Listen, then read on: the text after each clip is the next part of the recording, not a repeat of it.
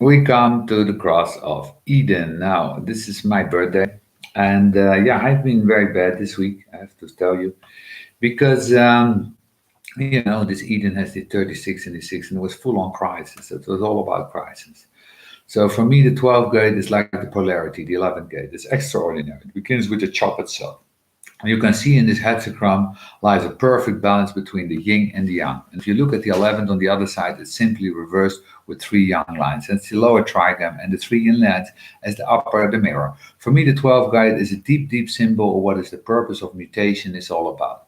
I've thought over the years that the 12th gate was a gate of one of the most important mutations that took place 80 odd thousand years ago. And this is the mutation of the larynx. It allowed us to articulate. And of course, you see, this is the juxtaposition. You actually see it as a cross of articulation in that sense. So when we're looking in the 12th grade, we're looking at one of the most formative processes. In other words, one of the most interesting things to see is that we're moving through with all these principles of being things into form that we've left behind the focus of the real material itself. When you get to your 12th grade, you're really getting into something else. What you're getting into is the ability to be able to take advantage of the forms and take advantage of the forms for something else. By the time you get to the 12th grade, the most important form of all is created, and it's our ability to be able to articulate, our ability to express ourselves correctly in language. And the result of that language is transformation. The result of that expression is mutation. Because of this, no form is allowed to be stable. All forms are in flux. Anything that a human creates, it will create and create and create, recreate, and will go through all these kinds of variations, and the variation will lead to mutations. This is the cross of Eden. Okay, we can know how to create material. Isn't that enough? And the ultimate question is, I'm alive. Isn't that enough? And being alive is really the Eden. It really is the magical oasis of form, magical oasis. It's life. And the moment that you enter into the cross of Eden, this first thing to understand is that Eden is never something you're allowed to enjoy. It's such a bitch. Really think about that. You arrive in Eden, everything is wonderful. Oh, I love the form principle. Look at this. There are palm trees and wonderful fruit, and look at him. Or there are all these wonderful forms around. We can sit under the trees and watch the sunrise and set. We can make love. We can eat grapes. We can be blessed here. It's so easy and perfect. And the sun is warm. It sounds like an ad for Ibiza. It's wonderful, but that's not what the form is for. The fact that we have been endowed with the capacity to be able to create and recreate and manipulate form isn't so that we have some perfect Eden where we can sit back and do dig. That's why it is sold as a religious epiphany. Eden's later. We call it heaven. You want paradise, live and die first, and then we give you the paradise, which is such a joke because paradise is a form place, so they say. I have a lot of empathy for those that are born on the cross of Eden because I know that in their life they're going to have a suffer being thrown out of it. That's what Eden is all about. It's this taste. It's just like a taste. It's one of the things that all people who carry the 12 or the other design carry is a snake in their back pocket. It's a snake. It says there are things to learn, there are things to know, there are things to do. Never mind about the lamenting that you had to come here in the first place. Never mind bitching about the fact that you don't have any rich daddy. Go out there into the world and see what's there. This is Eden. And one of the most extraordinary things about the cross of Eden is that not only are put out into the world, but being put out into the world is the ultimate mutative act. In other words, no matter how well we recreate them, they will never be the form that we will keep in an insular, because a form in itself is not enough. You can be a 2-5 deep into the form principle, but you're never going to be able to spend your whole life depending the world from it. It's going to touch you. It's all going to touch you. The 12th gate says something very special. It says there's no such thing as innocence. That's what I say. The collective likes to believe in innocence. But when you're dealing with these deeply, deeply individual mutative gate, this is a stop coding. It puts up the hands and says it's far and far no further. It also is the gate of poetry and music and all kinds of beautiful forms of articulation. It's such a joke for me. A lot of people listen to my recordings because they like my voice and I don't hear what I say. The music of the 12th gate, its ability to be able to turn language into song, into music, into poetry, and all that is subversive, mutative capacity. It's one of the things to understand about individual. The only way they will only they will only be friendly with you if they think they can mutate you at the synthetic level. Otherwise, I am not interested. Because after that, that's the only sociability they're giving. And this is the key to individual social ability. And it's the freak that was thrown out of Eden and says, hey, nothing now. You don't deserve this now. Go learn something. Go figure out how this works, and then we'll give you a reward. So when you're dealing with these people who are in the cross of Eden, who you know about them is that they will toil in these fields for a long time. They will be immersed in the world. They have no choice. They will be immersed in the world, and they are the ones that are here to divine or distance from innocence. So we get to the one tree riding across of Eden. The one tree. Think about the one tree. Your one tree cross of Eden. You find out right away that this world that you come into is an innocent world. Your mother is not the Madonna. There's no question about it. You find out right away that this is a world in which you're going to be thrust out on your own. One of the deepest metaphor of the cross is that this is about the development of a human individual. It's the essential form. This is the self-enclosed illusion of separateness. Each one of us, regardless of our circumstances, by the very nature of this life, works are thrown out into the world. And you can see this in many of the individual gates. If you see the eighth gate, to have this fletching, once it's strong enough, it has to leave the nest. There's all this stuff. It's all about this movement away from innocence. It's why they only gates that deal with innocence and the spirit are individual. It's all mixed up. And everything about this is the understanding that the further we move into from innocent, the closer we get to it. This is the magic. You move further and further and further and further away. I can tell you how far away it was from my innocence when I met the voice. You move further and further and further away.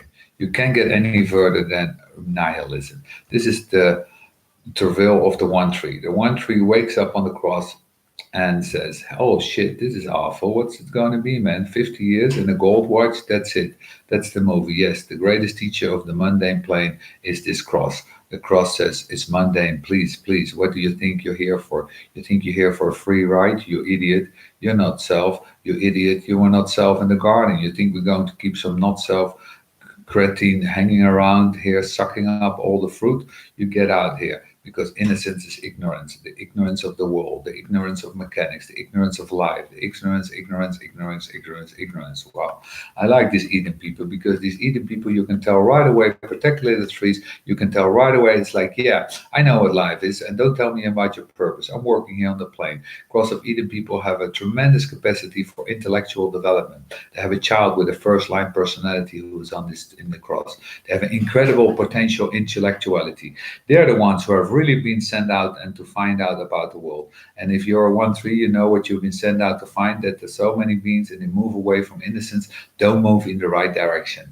But the world of experience is vast and diverse. We know that through the 35. It's vast and diverse. What it's saying is, look, like there's a wrong way to go. So many beings that are on this cross are always looking for paradise. They are up utopians, they're not self-utopians. They're the people in the New Age that turn my stomach to the most. They're the ones who keep telling me that things were better in Egypt 5,000 years ago. It's like the internet. I like the advantage of modern life. I know what it is to be live deeply primitively. I know what it is to be live without. I know the stink of the old world. I don't preach for me that it was better back then. It's like saying it would have never been better never to leave Eden. But you know, that's like being in a cow in a pasture. If you're going to be a cow in a pasture, okay, I'll be a cow in a pasture, but not do me a favor. Don't have a neocortex. Just be a cow. Just munch. That's what Eden's for. It's pastures, land for sheep and goats and cows. It's not for humans. It was never for humans. It's a joke, a bad joke, but it's a joke. We went thrown out of everything. There was nothing to be thrown out of. The fact is that this is the myth. The myth is that we started off innocent. Well, in the truth of all the Eden beings know that they started off stupid, we started off ignorant. We started off deeply, deeply, deeply limited. Do you realize that it was only about 3,000 years ago that men even knew how babies were made? It's staggering. Think about how staggering it is the moment men found out that that's how you make babies. They took over. You don't have to go back very far to see universal ignorance at work.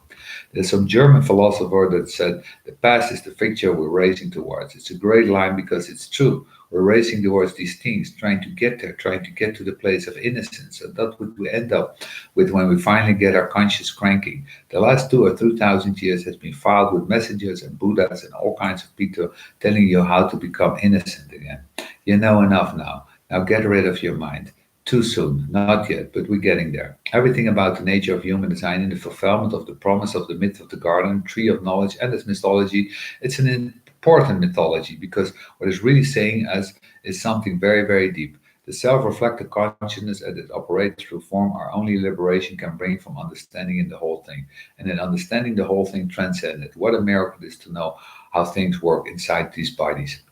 how clever we are. This is the Eden journey. When I notice most of it about it, the one trees on this cloth, so that they don't have to think that there's a paradise that they can reach. They think they have been disadvantaged by the ignorance that produced them, their parents, and the world that entered into. And it's after all a voice in the throat. And it's a voice that says, I know if I can want it. I know I can if I want it. I know I can if I'm in the mood. I know I can try if I'm in the mood. It is one of the deepest things of Eden beings. If they are not in the mood, they will not try. This is a gate of caution. It's a stop codon.